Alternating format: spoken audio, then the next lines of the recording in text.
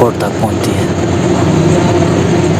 इस खूबसूरत एक्सप्रेसवे को बरतानिया, एशियन डेवलपमेंट बैंक और चाइना के तावन से मुकम्मल किया गया। बिस्मिल्लाहिर्रहमानिर्रहीम। इस वक्त हम सफ़र कर रहे हैं हज़ारा मोटरवे या हज़ारा एक्सप्रेसवे पे, जिसे M15 भी कहा जाता है।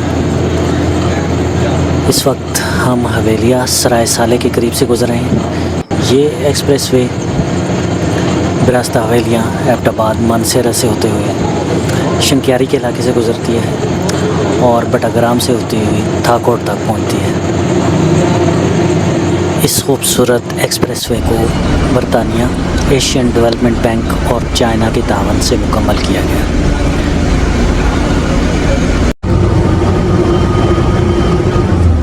ये एक्सप्रेसवे खूबसूरत पहाड़ी इलाकों से गुज़रती है, इसलिए इसका शुमार पाकिस्तान की खूबसूरत तरीन एक्सप्रेसवे या मोटरवेज़ में होता है।